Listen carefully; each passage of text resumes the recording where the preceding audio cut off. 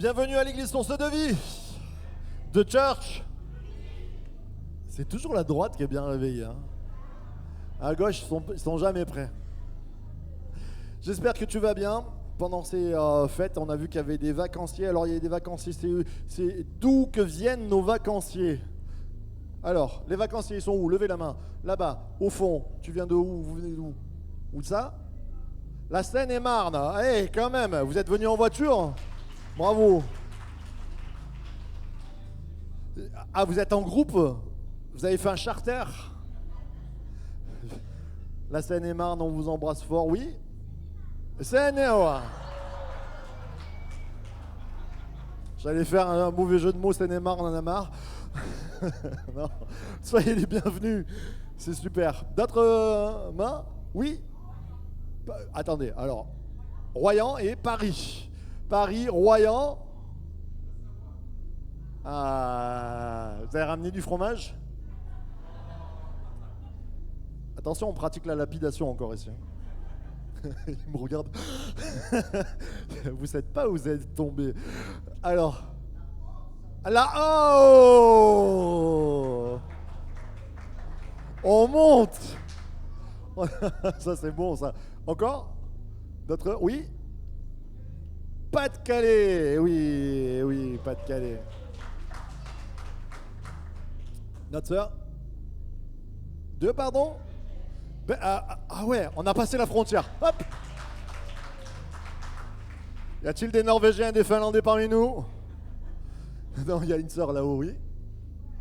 Tu viens d'où? l'Essonne, c'est bien, on est redescendu. Soyez les bienvenus à l'église Source de Vie. Je dis souvent, si on ne repart pas avec le sourire, c'est pas normal. Parce que Jésus, même dans nos épreuves, nous redonne le sourire. La joie de l'Éternel sera ma force. Je vous rappelle la parole de notre cher Pierre en prison qui dit « Réjouissez-vous dans le Seigneur ». Je vous le répète, réjouissez-vous. Il est en prison. Alors peut-être que tu vis par des temps de désert, des temps de prison, mais le Seigneur veut te donner le sourire. Amen. Alors ce matin, ma prédication, on est dans la vibe de l'été, là on est dans Summer Church, et je crois que c'est bon d'aller à l'église, déjà pour se ressourcer, pour voir ses frères et sœurs, et pour recevoir une parole de Dieu. Et ce matin, le titre de mon message sera « Changer d'air ». On a besoin de changer d'air. Il y en a déjà qui ont on a mis la clim pour que ça change d'air déjà, vous avez vu, il fait bon, il fait frais, on vous a chouchouté ce matin. Mais je ne parle pas de l'air ambiant, mais plutôt d'une ambiance générale interplanétaire et française. En ce moment, je trouve qu'il y a une morosité extraordinaire qui touche, alors peut-être pas le monde, mais quand même, entre les incendies, entre le prix du pétrole, entre le prix du gasoil, pardon. Et il n'y a pas forcément des bonnes nouvelles. En tout cas, on ne nous présente pas les bonnes nouvelles. Et je pense que nous sommes croyants. Alors, je vais parler beaucoup à des chrétiens ce matin. Et si c'est la première fois que tu viens ici dans une église, j'ai envie de te dire ce que je vais dire à l'église et aux chrétiens, ça peut devenir une réalité pour toi. L'évangile, on lit souvent dans la Bible l'évangile de Jésus, c'est la biographie de Jésus. Qu'est-ce que ça veut dire ? Bonne nouvelle, nous sommes porteurs de bonnes nouvelles. Hey, ça change la donne, ça. L'Église a été constituée, créée, fondée par Christ pour amener une bonne nouvelle. C'est pas bon, ça? J'aimerais entendre un plus grand amen que ça.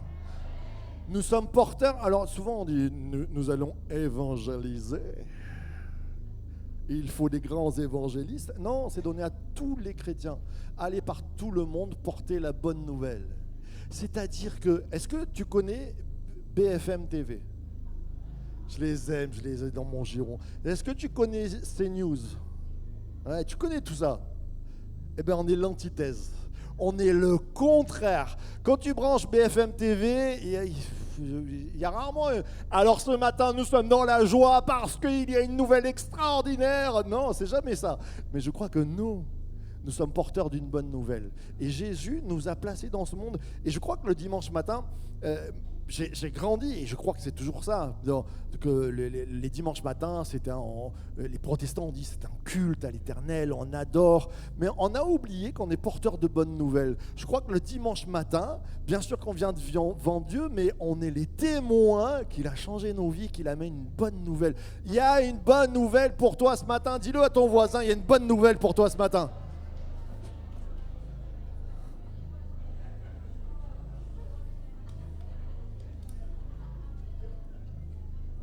La bonne nouvelle, c'est que le pasteur Marc, il est en forme plus que jamais ce matin, qui va prêcher au moins jusqu'à 2h30, 15h.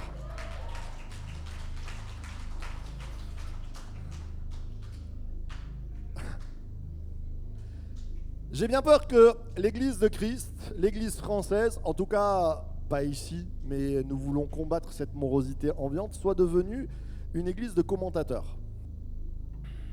Vous savez, pendant le mondial, par exemple, vous avez le match, mais avant le match, il y a l'avant-match. Ah, vous n'avez pas vu? Pour ceux qui sont au foot, il y a l'avant-match. Et qu'est-ce qu'on fait? On commente, on discute. Alors Mbappé, cette année, il n'est pas en forme, ça. Le gars, il fait un match, il claque 3 buts. Ah non, mais là, l'after, après. Ah, mais en fait, il est super bon hein, cette année. Et il y a un avant, il y a un après. On commente tout. Et je trouve que les églises, de nos jours, les croyants, quelquefois, sont devenus des vrais commentateurs. Il y a des incendies partout. Et on est le relais de BFM TV. Tu sais, ça va être de mal en pis. Ça va être terrible. Voilà, la petite, elle pleure et tout. On est comme ça, tu vois. Et alors, mais tu parles avec les croyants, souvent, pas ici, pas après Source de Vie. Tu es bien tombé. Mais quelquefois, tu peux tomber sur des gens nous sommes quelquefois les commentateurs. Ah là là, ça va mal. Mais c'est écrit dans la Bible. L'Apocalypse le dit. Et là, on n'apporte pas l'évangile, on apporte presque l'enfer. Tu sais, et oui, c'est écrit, il va y avoir de pire en pire. Et la violence, oh, je ne t'en parle pas. Et le climat, c'est la catastrophe de partout. Et alors, il y a une morosité ambiance. Nous ne sommes pas là pour être des commentateurs de l'Apocalypse et de tous les incendies qui se passent sur la terre. Je vous rappelle que l'Apocalypse, ça veut dire révélation, et que c'est la meilleure bonne nouvelle qui nous soit donnée. L'Apocalypse est une bonne nouvelle. L'Apocalypse, ça dit, ça brûle de partout, mais Dieu est présent et il veut te sauver. Ça brûle de partout, mais il prendra soin de ton cœur. Et si tu pries, tu vas voir les choses changer autour de toi. Il veut changer l'atmosphère. Je crois que nous ne sommes pas appelés à respirer que l'air du temps, mais à apporter un souffle nouveau autour de nous. Parce que Dieu envoie un vent céleste, un vent qui change nos cœurs. Et ça donne une dimension. Nous ne sommes pas appelés à être des commentateurs de BFM TV. Nous sommes des porteurs de bonnes nouvelles. Amen. Alors, quelquefois, on sait commenter le problème, on sait expliquer pourquoi le monde va mal. Quelquefois, les chrétiens même savent trouver les versets qui expliquent pourquoi ça va mal, mais ils ne donnent jamais de solution pour aller mieux. Et je crois qu'il nous faut changer. Ce matin, on va lire un texte qui vraiment frappe mon cœur. On va se lever ensemble. Et c'est ce que je veux être ce matin. Je prêche cette prédication à moi en premier. Je veux changer d'air. Je veux changer l'air autour de moi. Je veux changer d'air dans mon cœur. Je veux arrêter d'être un relais des mauvaises nouvelles. Je suis appelé à être un porteur de bonnes nouvelles. Qu'est-ce que ça vient dire? Qu'est-ce que ça vient changer dans mon cœur? Jésus va dire, vous êtes le sel de la terre, mais si le sel perd sa saveur, avec quoi la lui rendra-t-on? Il ne sert plus qu'à être jeté dehors et foulé aux pieds par les hommes. Vous êtes la lumière du monde. Une ville située sur une montagne ne peut être cachée. Que votre lumière luise ainsi devant les hommes, afin qu'ils voient vos bonnes œuvres et qu'ils glorifient votre Père qui est dans les cieux. Amen, amen et amen. Vous pouvez prendre place. Tu imagines, toi, si le sel pouvait parler et que le sel serait juste un commentateur. Oh là là là là, comment elle a fait cuire les pâtes ce matin là? Oh là, non mais là, elle a mis au moins 3 minutes et puis elle n'a pas mis assez d'eau. Oh, et le couscous hier. Imagine-toi, le sel est un commentateur. Non, le sel, il n'est pas là pour commenter que la cuisson des pâtes, la cuisson du plat ou la cuisson de la viande. Le sel est là pour transformer le goût et amener du goût. Tu n'es pas là pour dire, c'est marqué dans l'Apocalypse. Et ça va aller de mal en mal. Non, tu es amené pour, quand le monde est en train de cuire, toi tu vas amener du goût ailleurs. Quand les ténèbres s'approchent, la lumière n'est pas là pour dire « Oh là là, la pièce elle est grande, hein, Ça va pas marcher là, hein. Il y a vraiment beaucoup de ténèbres. Non, la lumière, elle ne commande pas l'obscurité, elle éclaire la pièce. Et je crois que nous sommes appelés à changer de comportement, à changer de pensée, à changer d'air spirituellement. Dieu nous dit, vous êtes le sel de la terre. Et je crois qu'il est important que l'Église puisse prendre place dans cette génération et dire, nous sommes des évangélistes. Qu'est-ce que ça veut dire? Nous sommes des porteurs de bonnes nouvelles.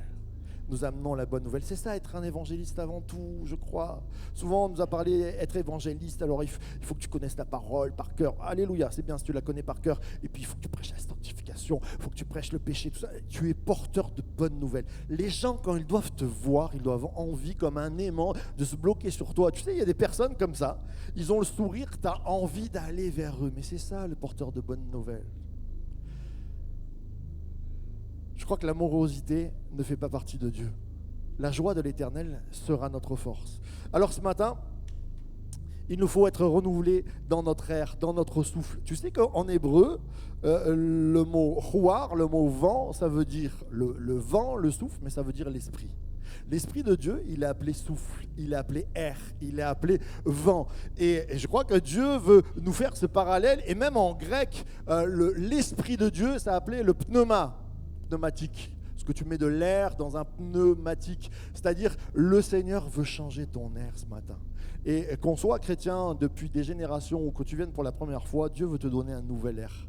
Il veut faire changer ton air. Amen. Alors, la première chose, je crois que si on est dans ce monde, et on ne peut pas choisir toujours l'air qu'on respire, mais on peut choisir l'air qu'on apporte. On ne peut pas toujours choisir l'air qu'on respire. J'ai travaillé quand j'étais jeune, que j'avais des cheveux. J'avais ma famille qui travaillait à l'INRA, donc des fois, des boulots d'été, j'allais travailler à l'INRA. Et un jour, on m'a fait travailler dans un frigo où il y avait des mouches. Et on cultivait les mouches. Ouais, c'est des trucs bizarres. C'était des sortes de mouches qui pouvaient en fait manger d'autres insectes, un peu comme les coccinelles, vous voyez. Et donc on cultivait. Et c'était fou parce que quand tu rentrais dans ce frigo, l'odeur te saisissait à la gorge. Mais c'était parce qu'on les nourrissait de carottes pourries en fait. Enfin, c'était un truc horrible. Et quand tu rentrais dans ce frigo, c'était insupportable. Tu ne pouvais pas choisir l'air que tu respirais. Et là où je me suis aperçu de quelque chose, c'est qu'au bout de 5 minutes, tu ne sentais plus rien. Et je crois que dans ce monde, quelquefois, il y a des mauvaises odeurs autour de nous, mais on s'est habitué. On s'est habitué à être des colporteurs de BFM TV parce qu'on est parfumé à BFM TV. On est parfumé aux mauvaises nouvelles. Et Dieu veut dire, change ton esprit. J'aimerais te parler de Caleb.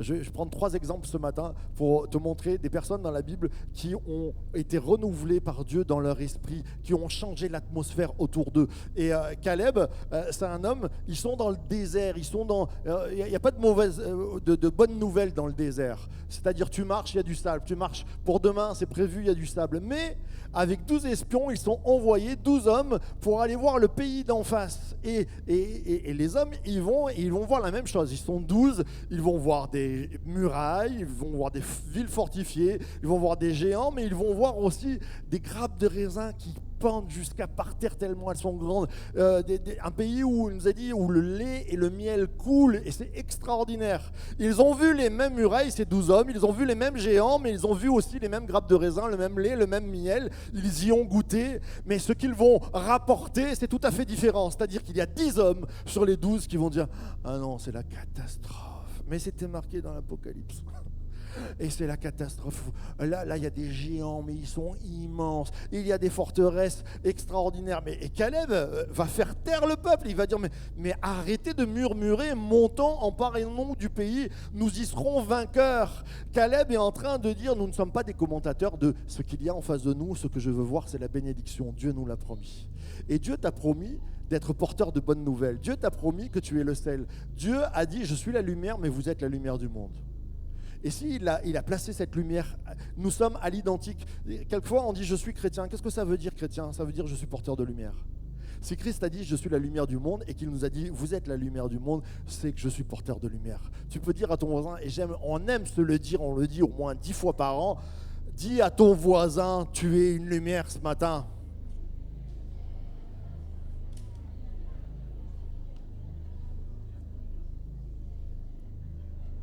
Je regarde bien les épouses qui disent ça à leur mari s'il y a là.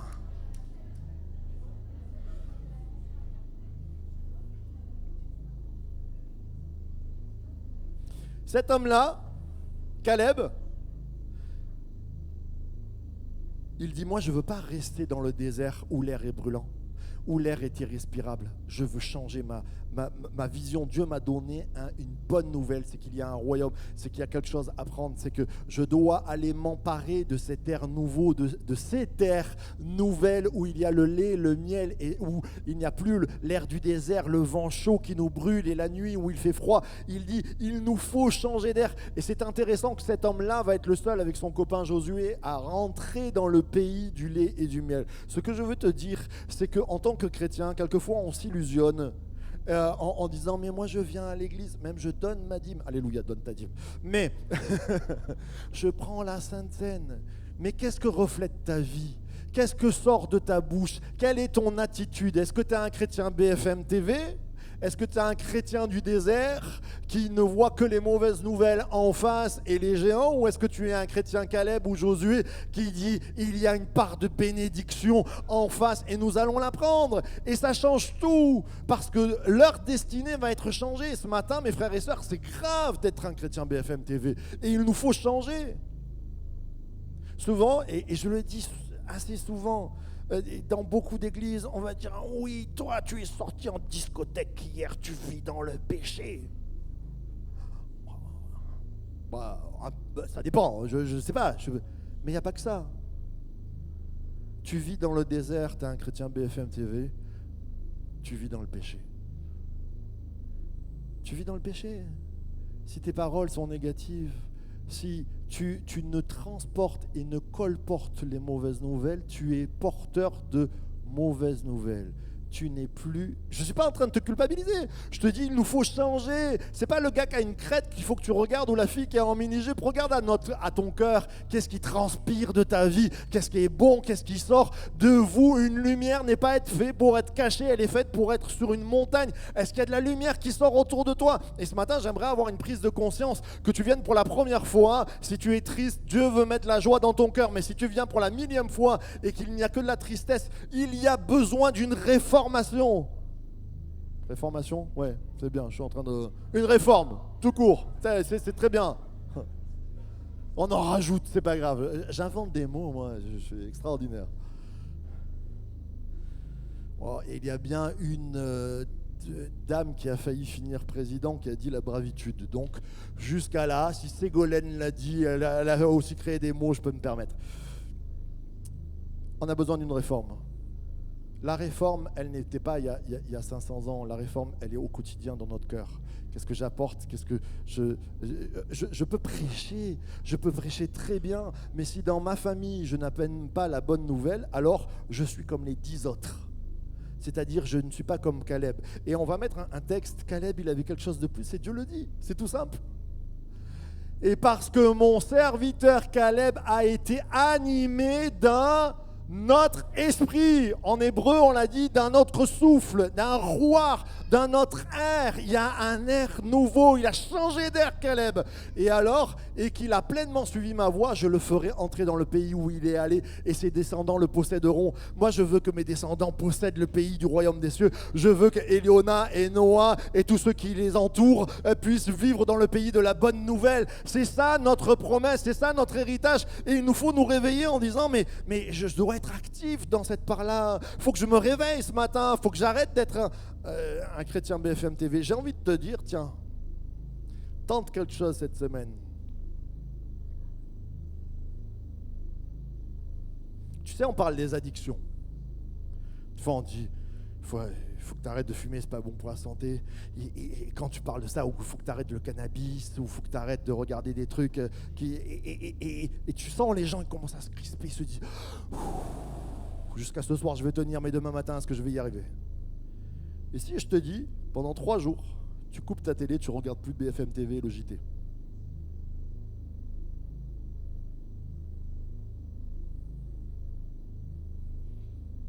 Trois jours sans regarder les informations. Je suis sûr que dans nos cœurs, juste je vous dis ça, vous dites Mais s'il y a un gros incendie qui arrive à côté de chez moi, et si Donald Trump, dans la nuit, décide d'envoyer un missile, est-ce qu'on est capable? Allez, tu as le droit de prendre ton téléphone portable et de regarder Google Actu si tu veux le matin. Mais si tu coupes 3 jours, et que pendant ces 3 jours, que tu regardes ton JT, que tu regardes BFM TV, tu regardes plus BFM TV, CNews et ton JT, et pendant ce temps-là, tu prends ta Bible. Tu prends par exemple l'évangile de Jean. Et voici, la lumière est venue, la parole est venue, et elle s'est faite. Et tu regardes comment Jésus a amené. L'évangile de Jean, c'est juste la venue de Jésus. Et tu te dis, comment il a amené la lumière, comment je peux l'amener? Et au lieu de regarder ton JT, juste pendant 3 jours, essaye. Oh, l'addiction à BFM TV, c'est terrible. Tu te coupes et tu lis la parole de Dieu. Tu vas voir que ça va changer autour de toi. Et je crois qu'il nous faut prendre des promesses de la parole de Dieu, il faut les faire nôtres. Et parce que mon serviteur Caleb a été animé d'un autre esprit, il l'a pleinement suivi. Animé d'un autre esprit. La foi, c'est pas le déni, je suis d'accord avec toi, il y a des incendies, oui, on est OK avec ça, il y a de la violence. Je ne suis pas là en train de dire je suis bien, tout va bien. Non, non. La foi dit oui, les géants existent, mais ils n'auront pas le dernier mot. Oui, les géants existent, mais ils n'auront pas les derniers mots. Je crois qu'on peut être lucide, mais il ne faut pas qu'on soit toxique. On n'est pas appelé à être toxique, c'est-à-dire à être colporteur de cette mauvaise nouvelle. On est amené à amener la vie. Romains dit, ne vous conformez pas au siècle présent, mais soyez transformés par le renouvellement de l'intelligence. Il y a un renouvellement qui doit se passer. J'aime Paul qui dit à Timothée, car ce n'est pas un esprit de timidité que Dieu nous a donné, mais un esprit de force, d'amour et de sagesse. Quelquefois, les chrétiens, on a gardé l'esprit de force. Et avec force, on dit, ça va pas bien, ça va... Mais il nous est dit un esprit de force, d'amour. Et je crois que l'amour, elle doit transpirer de nos vies. C'est là où l'Église est différente. Nous ne sommes pas acides, nous ne sommes pas amers. Et je crois que le chrétien, il doit être bon à goûter. Nous sommes appelés à porter des fruits, et les fruits sont mangeables, et les fruits sont bons.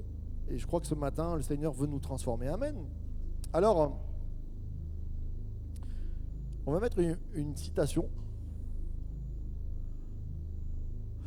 Il nous est dit, c'est un homme, Viktor Frankl, je ne pense pas que vous connaissez, face aux épreuves inévitables, comme disait Shakespeare, ce qu'on peut éviter, il nous faut l'embrasser. Il y a des choses qui sont inévitables et insurmontables de l'existence. Notre ultime liberté réside dans notre capacité à transformer notre regard et notre attitude intérieure. On va la refaire. Je sais, c'est le dimanche matin, certains se sont couchés tard. Face aux épreuves inévitables et insurmontables, on en passe tous dans l'existence. Les croyants comme les non-croyants, il y a des galères extrêmes, c'est inévitable, quelquefois insurmontable de l'existence. Cet homme va dire, c'est un psychiatre, notre ultime liberté réside dans notre capacité à transformer notre regard. La liberté, c'est-à-dire que si tu n'as pas cette liberté à transformer le regard, tu n'es plus libre, tu es enchaîné. C'est ce qu'il est en train de dire. Et à transformer notre regard et notre attitude intérieure. Tu vas me dire, ouais, mais c'est pas la Bible, c'est bien beau ce que tu es en train de me raconter. Maintenant, je vais vous expliquer qui est Viktor Frankl. Viktor Frankl, il a de la parole de Dieu en lui parce qu'il a grandi en travaillant, par exemple, les textes comme Caleb. C'est un juif, cet homme-là. Et cet homme-là, il a grandi en lisant l'Ancien Testament. Et il a vu qu'il y a des gens du désert qui vivaient des épreuves insurmontables, inévitables, mais qui sont passés au-dessus. Pourquoi? Ils sont devenus libres parce que, comme Caleb, ils ont eu la capacité à transformer le regard. C'est-à-dire, ils ne voyaient pas le désert, ils voyaient déjà le lait et le miel, la promesse. C'était pas devant eux, c'était au loin, mais ils ont transformé le regard. Cet homme-là, Viktor Frankl, je continue son histoire, il a perdu toute sa famille dans le camp d'Auschwitz et lui-même, il y est passé, il a vu tous ses amis mourir, toute sa famille est morte dans ce camp-là. Et quand il est sorti de là, il est devenu psychiatre et il a dit cette phrase qui prend une autre couleur. Parmi les choses qui sont insurmontables pour nous, parmi les choses qui sont inévitables de l'existence, notre liberté, lui qui a été dans les camps, réside à avoir un regard transformé. Ce matin, je crois que cet homme avait cette racine des Juifs de la Bible, de Caleb qui est en plein désert, qui est en pleine épreuve, qui voit les autres mourir autour de lui, mais qui se dit, Dieu renouvelle en moi un esprit bien disposé pour que je puisse voir ce que tu as préparé pour moi ce matin. Le Seigneur te dit, tu es peut-être dans un camp, tu es peut-être dans quelque chose qui t'oppresse ta vie, tu es peut-être dans un désert, et c'est une parole pour toi ce matin. Transforme ton regard, regarde après. Amen. Change d'air, change ton esprit, change l'atmosphère. J'aimerais te parler de David. David, c'est un autre homme dans l'Ancien Testament, et il va arriver un jour où il est appelé à la cour du roi, et on lui dit, le roi, il va super mal. Le roi, il a regardé BFM TV toute la journée, et il va pas très bien. Il nous est même dit, le roi est possédé. Et David prend son petit calepin, son appareil photo, et dit, je vais aller faire un reportage. Je vais aller voir comment Saül se porte. Quels sont les symptômes? Oh là là là là là, c'est grave quand même, crise de possession. Vraiment, il ne va pas bien. Et puis il va sortir et il va dire à tous les autres, ah, Saül ne va pas bien. C'est ça l'histoire? Non. On va le voir ensemble, s'il te plaît, si tu peux afficher. Il nous est dit que David prenait la harpe et jouait de sa main. Et Saül respirait alors, plus à l'aise, et se trouvait soulagé, et le mauvais esprit se retirait de lui. David avait compris qu'il pouvait changer l'atmosphère là où il se trouvait, parce que Dieu lui avait donné un don, c'était de jouer de la harpe, c'était de chanter des cantiques. Et je crois que l'Église, nous ne sommes pas appelés juste à chanter des cantiques le dimanche matin en disant « Waouh, c'était super bon, surtout ce matin, parce qu'il y avait Laetitia et le guitariste était formidable. » Je plaisante. Mais nous sommes appelés à changer l'atmosphère autour de nous, parce que Dieu a renouvelé notre esprit. David va dire, renouvelle en moi ton esprit, que mon esprit soit bien disposé. Renouvelle en moi un esprit bien disposé. David était renouvelé par Dieu, et c'est pour ça que quand il rentre c'est le pire des endroits, Saül est possédé, c'est satanique, il y a les démons, il y a tout, et au lieu de devenir un colporteur ou un reporter, il va changer l'atmosphère. Amen. Je crois que tu es appelé à changer l'atmosphère autour de toi. Tu es appelé à être comme David. J'aime cette phrase. Saül respirait alors plus à l'aise. Le monde à ton contact doit respirer. Le monde au contact de l'église Source de Vie doit respirer. Amen. Le monde doit être plus à l'aise quand on arrive. C'est extraordinaire ça. On change la donne, on change l'atmosphère. Quand je rentre quelque part, est-ce que je prends l'atmosphère de la pièce ou est-ce que j'apporte une atmosphère? Quelquefois, je rencontre des gens qui me disent, dans mon passé, peut-être que j'ai fait des choses, peut-être que ça traîne encore, peut-être les esprits, tout ça, mais vous avez la capacité de changer ces choses-là. Même si dans ton passé, peut-être ta grand-mère a été sorcière, ou il y a des choses que tu as fait, ou j'en sais rien, toutes choses sont devenues nouvelles. Ça veut dire, quand tu es rempli de l'Esprit de Dieu, quand Dieu renouvelle ton esprit, alors tu changes l'atmosphère dans ta maison, dans ta vie, dans ton quartier. Nous sommes dans des quartiers qui se referment de plus en plus, dans des immeubles qui, tu sais, tu sonnes à la porte, tu sens les gens, ils sont comme ça, parce qu'il y a des mots. Je crois que nous devons apporter dans nos quartiers de la joie, de la paix. Nous devons être porteurs de bonnes nouvelles, porteurs de bonnes idées. Faites bouger. Je connais des personnes là qui se mettent dans les syndics d'appart, mais c'est super. Continuez, travaillez, mais amenez-le avec les sourires. Bien sûr qu'il y a des problèmes autour de vous, mais changez la donne, pas qu'à l'église. Amenez de la harpe comme David dans les familles. Tu sais, quand je le dis souvent, quelquefois au repas de Noël, et allez, ça commence à parler politique, ça commence à parler fin du monde. J'ai ma fille, Eleona, qui me disait, oh, j'espère cette année qu'à Noël, on ne va pas parler d'Apocalypse. Alléluia! Moi, je lui dis, j'espère qu'on va parler d'Apocalypse un peu autrement, plutôt que de dire que oui, le monde va mal, mais oui, il y a une sortie, oui, il y a une solution, oui, on peut amener quelque chose de mieux. Amen. Dans l'église, quelquefois, peut-être tu es de passage et tu te dis, non, moi, dans mon église, il n'y a personne qui fait rien, on n'a pas le sourire, tout ça. Commence à avoir le sourire, toi. Commence à amener des choses positives. Peut-être tu te dis, moi on m'invite jamais, commence à inviter chez toi. Alléluia, tu changes la donne, ouvre ta maison. Jérémie va dire, et j'aime ça, Jérémie il a la vision, enfin c'est Dieu qui lui donne la vision sur la ville. Dieu lui dit, recherche le bien de la ville où je vous ai mené en captivité et prie l'Éternel en sa faveur parce que votre bonheur dépend du sien. Jérémie est en captivité.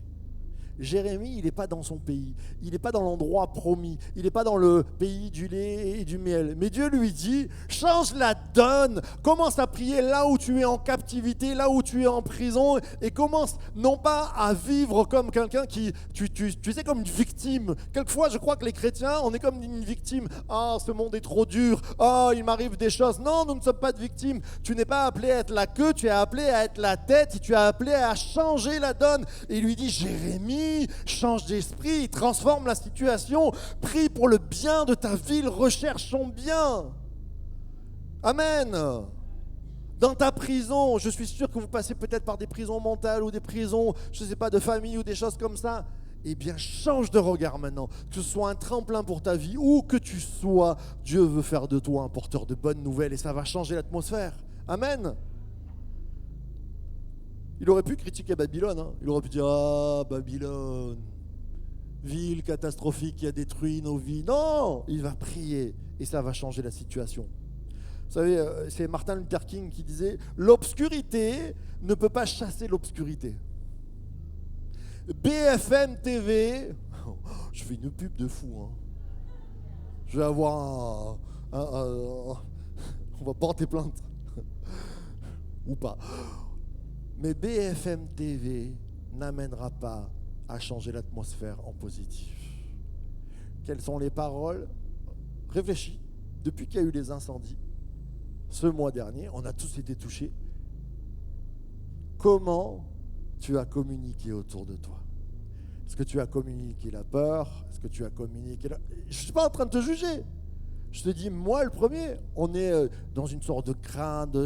Qu'est-ce qu'on peut changer? Qu'est-ce qu'on peut faire comme David? David qui rentre et qui voit le gars possédé, le gars il est en feu, qu'est-ce qu'il fait? Il ne commente pas, il ne s'alarme pas, il joue de la louange. Et je crois qu'il est important, et c'est pour ça qu'on se motive avec l'Église.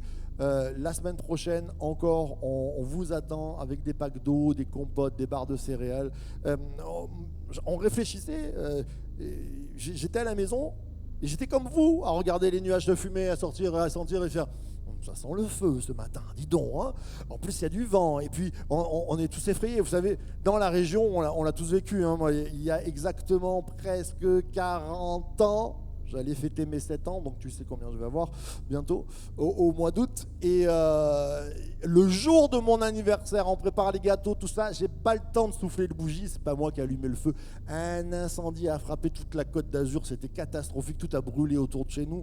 Et on a dû partir. Je me souviens que dans ce moment-là, les flammes, on les voyait. Mon père était parti, je me rappelle, avec une Jeep et avec mon grand frère. Ils sont revenus, c'était dans la nuit, ils ont dit non mais ça, il va trop vite le feu. Ils étaient à fond en Jeep, le feu poussait derrière. Donc on se dit waouh, il est sur nous bientôt. Donc le lendemain matin, on a dû partir, adieu les bougies d'anniversaire. Et quand on est revenu, c'est vrai, tout était brûlé. Et je me souviens qu'il y a une voiture de ma maman qui avait brûlé et à l'intérieur, moi en tant que gamin, à l'intérieur, il y avait mon puissance 4 et il y avait ma bataille navale électronique. J'ai perdu la bataille. Eh ben, nos parents, ils ont transformé ça en quelque chose de différent. Et on a tous vécu ensemble, mes parents et mon grand frère qui est là, hein, on allait se balader et on allait regarder comment le feu était passé, ça avait transformé. Alors pour un gamin de 7 ans, on m'a inventé des histoires, on a travaillé à changer le regard sur le feu qui était dramatique, qui avait brûlé beaucoup de choses. Mais le regard de mes parents et de mon grand frère ont fait que ce moment-là n'est pas un traumatisme, mais que c'est un vécu de famille, un vécu de groupe où tu traverses le feu et c'est pas l'incendie l'incendie qui est resté, c'est le chemin qui a été intéressant. Et je me rappelle encore, après on a reçu la cassette de France 3, on nous voyait en train de fuir et tout ça, et nous on rigolait en disant « Oh, regarde, on est passé à la télé !» Je crois que les chrétiens, je ne suis pas en train de dire on est comme ça, des autruches. Je dis que les circonstances ne deviennent pas une terreur pour nous, elles deviennent un tremplin pour rebondir, pour vivre, pour reconstruire et prendre des leçons de la vie. Et c'est pour ça que quand les feux sont arrivés, moi j'ai grandi avec, bien sûr on a tous grandi ici dans la région avec le feu, hein. Mais ce n'est pas une crainte, et c'est toujours la pensée de dire qu'est-ce qu'on va faire après, qu'est-ce qu'on peut faire sur le moment. Et c'est pour ça qu'avec l'église, on s'est motivé. Et je me suis dit, quelle est la bonne pensée? Il y a des pompiers qui sont sur le front, il y a des pompiers qui donnent leur vie, qui sont en souffrance. Moi, j'y vais pas, mais on peut les aider. On prend des packs d'eau, on prend des compotes, on leur amène. Et quand on est arrivé mardi dernier, c'est pas un coup de pub que je suis en train de faire pour l'église, pas du tout. C'est juste de dire, qu'est-ce que je vais changer? Quel morceau de guitare comme Saül a fait, je vais amener dans ce monde qui est en feu? Et ça change la donne. Les gens, les pompiers m'ont dit « Waouh, mais c'est juste génial !» Et je crois que l'église, ça doit être non pas un commentateur, mais quelque chose qui amène du génial, du frais autour. Amen. Tu es toujours avec moi? Alors quand ça brûle, quand le monde brûlera toujours, et il y aura toujours de la violence, il y aura et nous pouvons être des commentateurs, ou nous pouvons être des gens qui changeons l'atmosphère autour de nous. J'aimerais qu'on puisse changer l'atmosphère, j'aimerais qu'on puisse changer de regard ce matin. Puis le dernier point que j'aimerais prendre avec vous, c'est change la situation. J'aimerais te parler de Paul et Silas. Paul et Silas, ce sont, on va dire, deux pasteurs de la grande époque à l'église chrétienne, l'église naissante. Et tout va bien dans leur vie. Ils sont attrapés par les Romains leur disent « Oh, vous êtes sympas. Et si on allait boire un coup ensemble? Allez, des petits coups de fouet. Oh, ça, c'est juste comme ça. Et puis on vous enchaîne. Et puis on vous met en prison. » Enfin, ça va vraiment mal pour eux, hein. Ils sont en prison. Je me disais, avec Timothée, on en parlait. Imagine-toi, on se fait arrêter, battre, enchaîner dans la prison. Mais on va, je sais pas, on va faire un podcast. On va dire pourquoi le monde nous persécute. On va faire une chanson mielleuse. Ah, nous souffrons tous ensemble. Paul et Silas, c'est pas ce qu'ils ont fait. Acte 16, on va le lire ensemble. Vers le milieu de la nuit, Paul et Silas priaient et chantaient. Mais qu'est-ce qu'ils ont? Ils ont pris du vin, les gars, ou quoi? Ils viennent d'être battus, fouettés, enchaînés, en prison, au milieu de la nuit. Ils priaient et chantaient les louanges de Dieu et les prisonniers les entendaient. Tout à coup, il se fit un grand tremblement de terre en sorte que les fondements de la prison furent ébranlés. Au même instant, toutes les portes s'ouvrirent et les liens de tous les prisonniers furent rompus. Et tout le monde dit, mon frère, ma soeur, je veux juste que tu prennes, que tu réalises ce matin. Tu peux rester dans le commentaire et dire tout va mal, j'ai peur de tout. Et ça ne va pas changer la donne. Mais je t'assure à 100%, parce que Paul et Silas l'ont vécu, que les murs des forteresses vont trembler si tu changes ton regard, si tu as un regard de foi, si tu commences à chanter des louanges alors qu'il y a le feu autour de toi, alors que tu ne devrais pas. Et je crois que changer notre esprit, quand Dieu change notre esprit, il nous donne de traverser ces circonstances-là. Changer l'air de notre pays, changer l'air de notre famille, soutenir, faire attention, visiter. Nous sommes des porteurs de bonnes nouvelles. Le monde n'a pas besoin d'un commentaire chrétien de plus. Et quelquefois sur Facebook, j'en peux plus des fois des réseaux sociaux. Oui, j'y suis. Mais quelquefois, ça s'enflamme et je vois des chrétiens qui commencent à s'enflammer, à répondre, à être durs. On n'a pas besoin d'un commentaire de plus sur Facebook. On a besoin d'une présence chrétienne de plus dans cette ville. Et une présence chrétienne, c'est « je suis chrétien, je suis petit Christ, je suis lumière, je suis petite lumière, j'amène la lumière autour de moi ». Nos commentaires, on s'en fiche. C'est les actions que nous allons prendre. Comme je disais, nous ne sommes pas autruches. Nous voyons que ça va mal. On peut en parler, mais quelle action on va amener en plus? Je terminerai par ce texte d'Ézéchiel. Et je ne l'ai pas mis en slide, mais Ézéchiel, Dieu va lui dire, regarde, il y a c'est un cimetière face à lui et il y a des ossements. Ce sont des squelettes face à lui. Et il lui dit, ça va reprendre vie. Ézéchiel lui dit, tu es Dieu, mais moi j'y crois pas trop, je doute un peu. Et il va lui dire, ces os pourraient-ils revivre? Ces squelettes pourraient-ils revivre? Ma famille pourrait-elle revivre? Mon pays pourrait-il revivre? Mon monde pourrait-il... Mais bien sûr que si on part d'un constat à dire non mais l'apocalypse c'est la fin du monde et on arrête et tout doit brûler, ben on change. Mais Dieu ne nous a pas dit tout va brûler, ne faites plus rien. T'imagines Marc 16, et voici je reviens bientôt et je vous dis asseyez-vous et regardez le monde brûler. Mais c'est pas ça que Jésus dit. Jésus dit allez partout le monde, portez la bonne nouvelle. Allez, déjà tu dois être une bonne nouvelle. Qui sont les gens mariés? Est-ce qu'il y a des couples ce matin?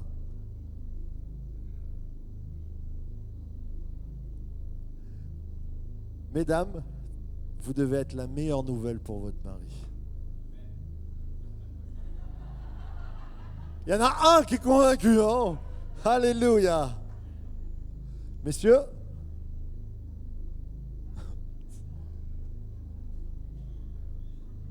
vous devez être la meilleure nouvelle pour vos femmes. Ah, il y a plus d'amen, gloire à Dieu. Ça commence comme ça. Ça commence le matin, mais qu'est-ce que je vais amener à mon épouse, elle est caractérielle. Non, c'est pas vrai, hein, mais des fois je rencontre des couples, tu sais. Mon épouse, elle est caractérielle. Si vous la connaissiez, et puis tu rencontres la femme, tu dis mon époux, j'en peux plus. Eh bien, change la donne. Si elle a un mauvais caractère, fais-lui des cantiques. Mets-toi là, devant la fenêtre, sur l'échelle, avec la guitare. Non, mais je blague à moitié. Il faut que tu sois une bonne nouvelle. Ça sert à quoi d'être un grand évangéliste? D'ailleurs, je téléphonais à ma maman, parce qu'on aime bien se téléphoner ensemble. Je lui disais, mais on nous a appris à être des hommes de puissance. L'évangéliste Gerhard Bunke, devant des foules. Et nous, on a été, tu sais, piqués comme ça. Et les églises à fond, je ne suis pas contre. Mais j'espère que ces grands évangélistes étaient une bonne nouvelle pour leur épouse. J'espère que ces grands évangélistes étaient une bonne nouvelle pour leurs enfants. Mais je dis souvent, des fois je croise Noah, je commence la journée en râlant dessus et je termine la journée en râlant dessus. Je me dis, quelle bonne nouvelle que t'es pour elle. Et il faut que ça change dans ton cœur, quoi. Bon, si ma fille aussi prend cette parole, je ne sais pas si elle est dans la salle, soit une bonne nouvelle pour ton père, alléluia.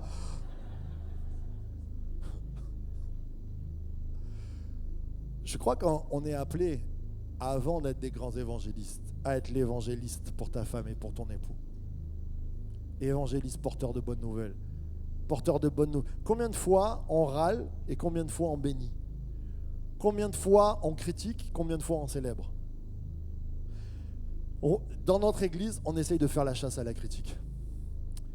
Parce qu'on est appelé à être dans la même famille. Tu sais, des fois, les enfants, ils se chamaillent. Pour ceux qui ont des enfants, les enfants, ça, quand il y a des frères et sœurs, ça se chamaille. Et des fois, il y en a un qui a un peu plus tort que l'autre. Ça arrive. Et quand, chez nous, c'est ce qu'on fait. Avec Ambre, quand par exemple, Eleona a tort, on lui dit maintenant, tu vas dormir dans la rue, tu es banni de la maison au moins pendant 3 jours. Et tu ne mangeras pas. Imagine qu'on fasse comme ça. Je crois que l'Église, la famille de Dieu, on est tous des enfants du Père. Et ça nous arrive de nous égratigner. Ça nous arrive de... Mais on est là pour porter une bonne nouvelle, pour dire, hey, il ne faut pas continuer à agacer ton frère et ta sœur, mais tu peux quand même dormir sur tes 2 oreilles, tu as un lit, tu as une nourriture. Et je crois que dans notre Église, c'est un changement de regard que nous voulons avoir. Nous ne voulons pas regarder rester sur le désert d'une situation, sur le désert ou la prison d'une prise de tête, sur le désert d'une critique et dire ah, alors là, ça va pas tout ça. On veut changer l'atmosphère, on veut voir le but, on doit bâtir, on doit amener la lumière, on doit construire des vies, on doit construire des familles. Et ce matin, je t'invite vraiment à prendre ce temps pour te dire qu'est-ce qui ne va pas dans ma vie. Peut-être c'est les premières fois que tu viens et il y a comme une source qui est tarie, ça jaillit plus et le Seigneur veut te dire je veux changer ton esprit ce matin comme Caleb. je veux faire revivre. Ces eaux pourront-ils revivre? Et Dieu va dire à Ézéchiel, prophétise, maintenant parle avec l'esprit. Prophétise l'homme et dit à l'esprit, ainsi parle le Seigneur, esprit vient des quatre vents, souffle sur ses morts. J'ai envie de dire, Saint-Esprit vient souffler. On pourrait se lever ensemble?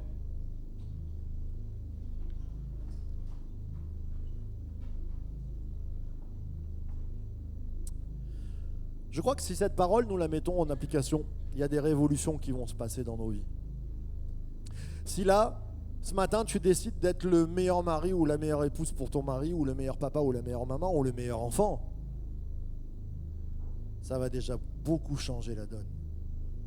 Si tu décides d'être le meilleur frère et sœur, le meilleur porteur de bonnes nouvelles, combien c'est important d'être des porteurs de bonnes nouvelles pour ton frère et ta sœur, un bonjour, un bisou, un encouragement. Depuis quand tu n'as pas encouragé quelqu'un à l'église? Change ton esprit comme Caleb, sinon tu vas rester dans le désert. La promesse est pour ceux qui changent leur regard. Change l'atmosphère comme David. Commence à dire, Seigneur, je veux changer autour de moi. Change ta situation.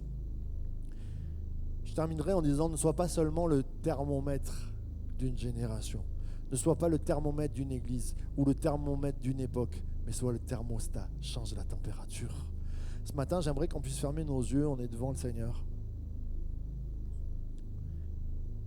Il y a cette question dans nos cœurs, peut-être, ces os pourront-ils revivre? Ces squelettes pourront-ils revivre? Est-ce que ma famille pourra revivre? Est-ce que mon couple pourra revivre? Et ne commence pas à regarder le constat, mais commence à dire, Seigneur, je veux faire comme David, je veux changer l'atmosphère. Peut-être que tu es venu pour les premières fois et que tu te dis, mais moi je suis comme une source tarie, il n'y a plus rien de bon. Le Seigneur veut dire, je veux changer ton esprit. Et ce matin, on est devant Dieu. Il y a peut-être des gens qui se sentent vides, qui sont secs. Ils s'aperçoivent au travers de cette prédication qu'ils n'amènent que du sable et du désert autour d'eux, et qu'il y a de la tristesse dans leur vie. Alors ce matin, et je ne regarde pas qui le fait, on est en famille, on est devant Dieu surtout. Tu lèves ta main devant Dieu en disant, Seigneur, j'ai besoin d'un renouvellement de l'esprit. J'ai besoin que tu transformes, comme dit Paul, que tu renouvelles mon intelligence, que tu changes ma vision des choses, que comme Caleb, tu mettes un esprit nouveau pour traverser ce désert, pour que la vie, la bonne nouvelle sorte de moi. Et puis peut-être qu'il y a des personnes qui sont renouvelées dans leur cœur, mais qui se disent, Seigneur, comment agir? Alors lève ta main juste en disant, Seigneur, je veux transformer le temps autour de moi. Je veux changer l'air, je veux changer la situation. On est devant le Seigneur et je vais appeler Laetitia. On va prendre un simple chant ce matin, mais au travers de ce chant, on va demander à Dieu de changer, de transformer notre situation et de faire de nous des porteurs de bonnes nouvelles.